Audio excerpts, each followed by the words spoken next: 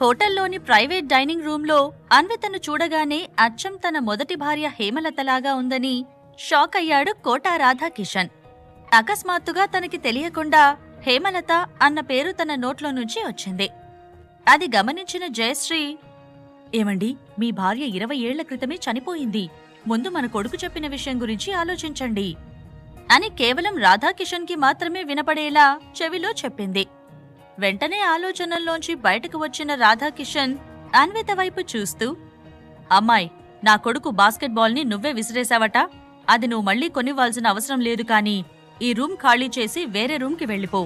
చూడ్డానికి ఈ రూమ్ చాలా బావుంది. మేమిక్కడ డిన్నర్ చేస్తాం అని కమాండింగ్గా అన్నాడు.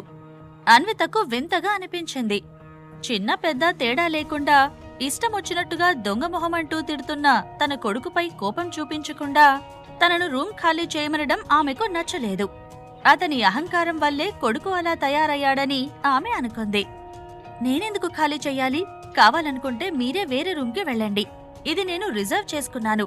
నేనిక్కడే తింటాను అని స్ట్రాంగ్గా చెప్పింది అన్విత. అంతలోనే అక్కడికి వచ్చిన వెయిటర్, సార్, మీకోసం ఆల్రెడీ వేరే రూమ్ చూశాను. పదండి, మనం అక్కడికి వెళ్దాం అని రాధాకిషన్తో అన్నాడు. ఆ మాటలను పట్టించుకోకుండా ఏదో అనబోయాడు రాధాకిషన్. కాని అతన్ని మధ్యలోనే ఆపేసిన అన్విత, వెయిటర్, నాకిప్పుడే మటన్ బిర్యానీ తీసుకురా. అలాగే నా రూమ్ నుండి ఈ సెన్స్ లేని జనాలను బయటికి పంపే. నాకు భోజనం చెయ్యాలనిపించడం లేదు అని కోపంగా అరిచింది. ఆ మాటలు వినగానే అందరికీ కోపమొచ్చింది. వెంటనే ముందుకు వచ్చిన లాస్య, పిచ్చి పిచ్చిగా మాట్లాడకు అని కోపంగా అరిచింది. నేను కరెక్ట్గానే మాట్లాడుతున్నాను. కొందరు మనుషులలాగా సొంత భావను సెడ్యూస్ చేసి వేరే వాళ్ల జీవితాలను నాశనం చేసే రకం కాదు నేను అని అంతే కోపంగా లాస్యకు రిటార్ట్ ఇచ్చింది అన్విత. భారతికి కోపం వచ్చినా కంట్రోల్ చేసుకుంది. ఆ సమయంలో కోపడితే అవినాష్ ఫస్ట్ మ్యారేజ్ గురించి రాధాకిషన్కి తెలిసిపోతుందని ఆమె భయపడుతోంది. జయశ్రీకి కోపం వస్తున్నా కూడా కంట్రోల్ చేసుకుని, చూడమ్మాయ్, ఎందుకలా బిహేవ్ చేస్తావ్? ప్లీజ్, ఈ రూమ్ మాకు వదిలేసి నువ్వు వేరే రూమ్ చూసుకోవా అని రిక్వెస్టింగ్గా అడిగింది. వీళ్ల మాటలను రూమ్ బయటే నిలబడి వింటున్న షాడో జయశ్రీ మాటలతో ఫాస్ట్గా అక్కడికి వచ్చేసి, అసలు కుదరదండి. అయినా మీకు అర్థం కావట్లేదా? వేరే రూమ్కి మీరే వెళ్ళండి. ఆల్రెడీ వేరే రూమ్ ఖాళీ అయ్యిందని వేటర్ చెప్తున్నాడు కదా అని అన్నాడు. మీది కూడా తినడం అయిపోయింది కదా, ఖాళీ చేస్తే ఏమవుతుంది? మాకు ఇదే రూమ్ కావాలి అని మధ్యలోకి వచ్చి అడిగింది లాస్య. ఆమె వైపు కోపంగా చూసిన షాడో వెంటనే వేటర్ని పిలిచి మెన్యూ కార్డ్ అతని చేతికి ఇచ్చి, ఇందులో ఎన్ని ఐటమ్స్ ఉన్నాయో అవన్నీ ఇప్పుడే నాకు తీసుకురా, అర్థమైందా అని అన్నాడు. వెయిటర్ షాక్ అయిపోయాడు. సార్, ఇందులో 100 ఐటమ్స్ ఉన్నాయి. అవన్నీ తీసుకురావడానికి చాలా టైం అవుతుంది. తీసుకొచ్చినా కూడా మీరివన్నీ తినలేరు అని వినయంగా చెప్పాడు. మేం తినడానికి ట్రై చేస్తాం. ఒకవేళ తినలేదనుకో ఇక్కడే వదిలేసి వెళ్ళిపోతాం. ఎలాగో వీళ్ళు ఇదే రూంలో తినాలని పట్టుబడుతున్నారు కదా, మేం వదిలేసింది తింటారు. వాళ్లకు కూడా డబ్బులు మిగులుతుంది కదా కోటా రాధాకిషన్ గారు అని అన్నాడు షాడో. ఒక్కసారిగా రాధాకిషన్ ఆశ్చర్యపోయాడు. అతనికి చాలా అవమానంగా అనిపించింది. గతంలో ఎప్పుడూ ఇలాంటి పరిస్థితి అతను ఫేస్ చేయలేదు. షాడో నోటి నుండి కోటా రాధాకిషన్ అన్న పేరు వినగానే అన్విత ఆశ్చర్యంతో నోరు తెరిచింది. అది తన సొంత నాన్న పేరని గతంలో తెలుసుకుంది. అంటే ఇప్పుడు ఎదురుగా ఉన్నది తన నాన్నేనా అన్న అనుమానం ఆమెకు వచ్చింది. ఒక్కసారిగా ఆమె మెదడులో రకరకాల ఆలోచనలు వచ్చాయి. అసలక్కడ ఏం జరుగుతుందో ఆమెకు అర్థం కాలేదు. లక్షల కోట్ల ఆలోచనలు ఒకేసారి మెదడును అతలాకుతలం చేస్తుంటే తన కళ్ల ముందు జరుగుతున్న దృశ్యాలేవీ ఆమెకు కనిపించడం లేదు. 5 నిమిషాల తరువాత అన్విత, అన్విత అని షాడో పిలుస్తుంటే ఒక్కొక్క ఆలోచన నేలరాలిపోతున్నట్టు అనిపించి కళ్లను తెరిచి షాడో వైపు చూసింది. షాడో, ఆయన మా నాన్నేనా అని నెమ్మదిగా అడిగింది అన్విత. అప్పటికి రాధాకిషన్ సహా మిగతా అందరూ అక్కడ్నుంచి బయటకు వెళ్ళిపోయారు. ఎస్, ఆయన మీ నాన్నే అని చెప్పాడు షాడో. మా నాన్నను మా పిన్ని ఎలా కలిసింది? అప్రయత్నంగానే అడిగేసింది అన్విత. ఆ విషయాలు తెలీదన్విత అని షాడో చెప్పడంతో ఆమె ఆలోచనలో పడిపోయింది. అమ్మను నాన్న వదిలేశాడంటే చాలా పెద్ద కారణం ఉండి ఉంటుందని అన్విత అనుకుంది. కాని పిన్నితో రిలేషన్ ఉండడమేనా అన్న ఆలోచన ఆమెను కుదిపేస్తోంది. ఈ విషయం చంద్రం బాబాయికి తెలిస్తే ఎలా ఫీల్ అవుతాడోనని ఆమె బాధపడుతోంది. ఇలా రకరకాల ఆలోచనల మధ్యలో రెస్టారెంట్ నుండి రూమ్కి వచ్చింది అన్విత. ఆ రోజు రాత్రి ఆమెకు సరిగా నిద్ర పట్టలేదు. నెక్స్ట్ డే అలసటగా ఉండడంతో రెస్ట్ తీసుకోమని, చంద్రం బాబాయ్ దగ్గర నర్సులు ఉన్నారని, హాస్పిటల్కి వెళ్లాల్సిన అవసరం లేదని చెప్పాడు షాడో. అయితే అన్విత ఒంటరిగా ఉంటుందని ప్రియకు కాల్ చేసి తోడుగా ఉండమని చెప్పాడు షాడో. దాంతో హోటల్ రూంలోకి వచ్చింది ప్రియా. వచ్చి రావడంతోనే కోపంగా అరుస్తూ, అసలు మీ షాడో ఏమనుకుంటున్నాడే? నేనింకా నిద్ర లేవకముందే 6:30కి ఎలా కాల్ చేస్తాడు? నేనేమైనా నీకు సెక్యూరిటీ గార్డ్ అనుకుంటున్నాడా అని అడిగింది. ఆ మాటకు చిన్నగా నవ్విన అన్విత ఆన్సర్ చేయలేదు. ఆమె మొహంలో దిగులు తాలూకు హావభావాలు కనిపిస్తుండడంతో, ఏమైందన్విత? ప్రెగ్నెన్సీ వల్ల మార్నింగ్ సిక్నెస్ వచ్చిందా ఏంటి అని అడిగింది ప్రియా. కాదని తలూపింది అన్విత. ఇటువైపు హోటల్ రూంలో వాతావరణం చాలా కూల్గా ఉంటే, అవినాష్ ఇంట్లో మాత్రం తుఫాను ముందు వచ్చే ప్రశాంతతలాగా ఉంది. మార్నింగ్ లేవగానే జయశ్రీ, రాధాకిషన్ అవినాష్ ఇంట్లోంచి వెళ్లిపోవడానికి సిద్ధమవుతున్నారు. ఆ సమయంలో భారతి మాట్లాడుతూ, లాస్యను కొన్ని రోజులు మీ దగ్గరే ఉండనివ్వండి, చాలా రోజుల తర్వాత ఇండియాకు వచ్చారు కదా అని జయశ్రీతో అంది. నిజానికి లాస్యకు కూడా మనసులో అదే ఉంది. కొన్ని రోజులు అమ్మతో టైం స్పెండ్ చేయాలని ఆమె అనుకుంటుంది. కాని జయశ్రీ అందుకు ఒప్పుకోలేదు. ఇప్పుడెలా కుదురుతుందండి? లాస్య ప్రెగ్నెంట్.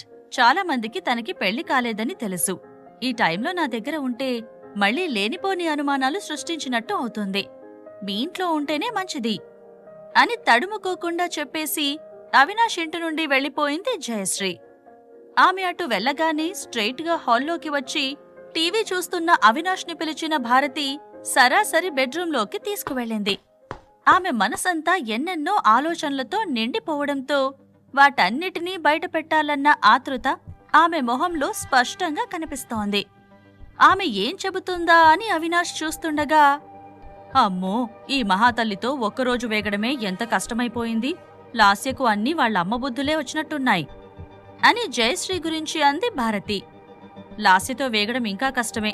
నాకు తెలిసి జయశ్రీ గారు కొద్దిగా బెటర్, లాస్యలా కాదు అని అన్నాడు అవినాష్. ఎక్కడ బెటర్ అనిపించిందిరా? నీకు అర్థం కావట్లేదు. పైకి తను చాలా సున్నితంగా ఉన్నట్లు కనిపిస్తోంది. లోపల మాత్రం ఎంతో విషం ఉంది. నీకు కాబోయే అత్త కూరలు తీసిన పాము కాదు. కూరల్ని దాచిపెట్టి తనసలు పామే కాదని చెప్పేంత తెలివిగలది. తనతో చాలా జాగ్రత్తగా ఉండాలి. అయినా ఆ రాధాకిషన్ని ఈవిడ ఎలా తగులుకుందో. కనీసం అందం లేదు, బ్యాక్గ్రౌండ్ లేదు, డబ్బు లేదు. అయినా కూడా ఆమెను ఎలా చేసుకున్నాడో అని అంది భారతి. అవినాష్ ఏమీ మాట్లాడకుండా మౌనంగా ఉన్నాడు. ఇప్పుడే సడన్ గా కొద్దిగా స్వరం పెంచిన భారతి, అవినాష్, నీకు లాస్య కావాలా, అన్విత కావాలా? తేల్చుకో అని అడిగింది.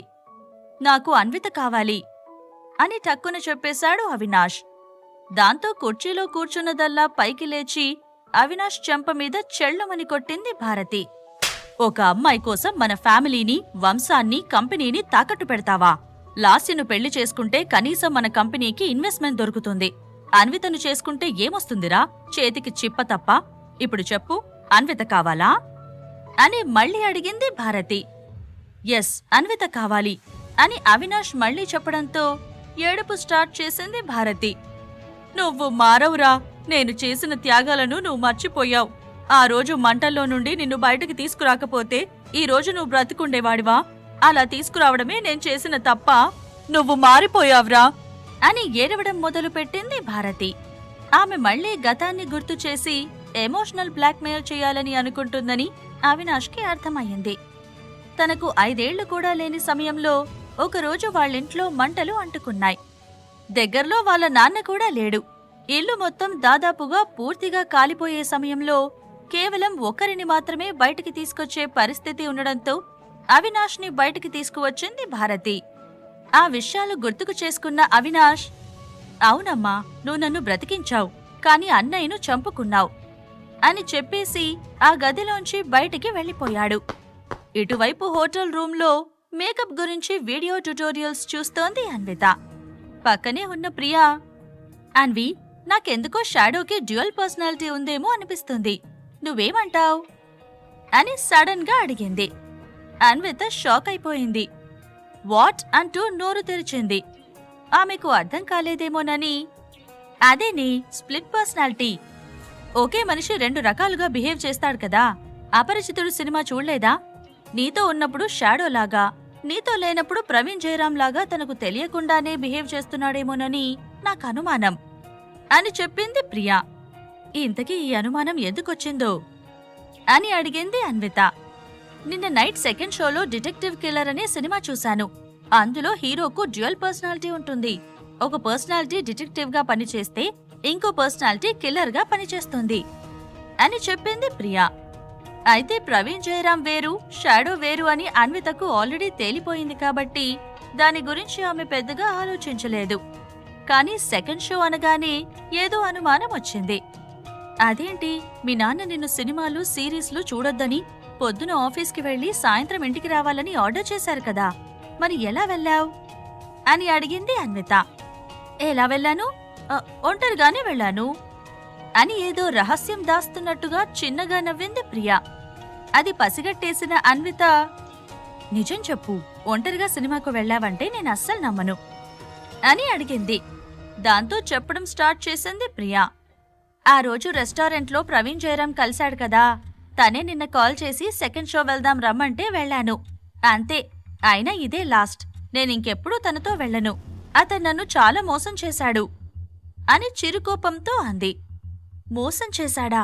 అప్పుడే అంత దూరం కూడా వెళ్ళిపోయావా అని అన్విత ఆశ్చర్యపోయింది.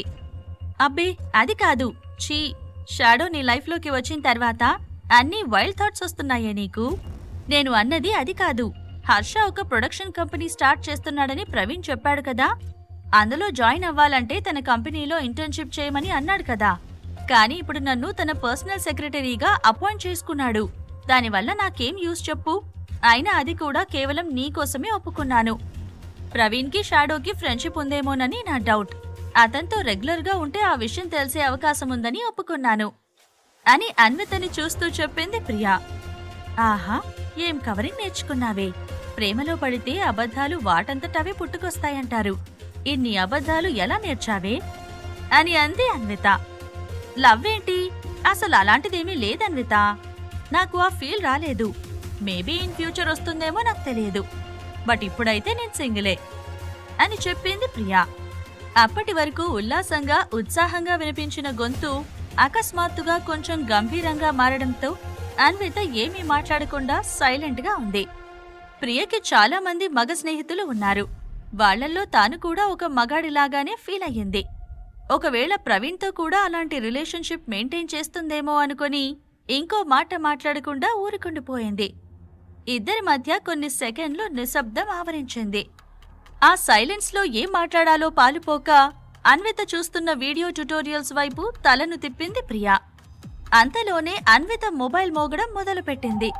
డిస్ప్లే మీద రాఘవ్ పేరు కనిపించడంతో ఆ విషయాన్ని తనకు చెప్పింది ప్రియా. రాఘవ్ సార్ ఇప్పుడెందుకు చేస్తున్నారు అని అన్విత ఆలోచిస్తున్న సమయంలో, ఇప్పుడు ఈ కాల్ లిఫ్ట్ చేస్తావా అని అడిగింది ప్రియా. ఆమెకు సమాధానం చెప్పకుండా లిఫ్ట్ చెయ్యాలా వద్దా అని ఆలోచిస్తూనే లిఫ్ట్ చేసి హలో అని అంది అన్విత. తొందరగా కిందకు రా అన్విత, అర్జెంట్ పనుంది అని అటు నుండి రాఘవ్ సమాధానమిచ్చాడు. ఏం పని?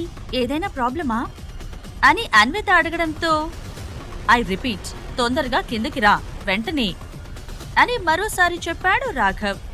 అన్వితకు ఏమీ అర్థం కాలేదు. కిందికి వెళ్లాలా వద్దా అన్న ఆలోచనలో ఆమె ఉండిపోయింది. అన్విత రూమ్కి రాఘవ్ ఎందుకొచ్చాడు? ఇప్పుడేం జరగనుంది? ఈ ప్రశ్నలకు సమాధానాలు తెలుసుకోవాలంటే నెక్స్ట్ ఎపిసోడ్ వినాల్సిందే. క్రింద ఇచ్చిన లింక్ ని క్లిక్ చేసి పాకెట్ ఎఫ్ఎం యాప్ ని ఇన్స్టాల్ చేసుకోండి. Stay tune to pocket FM.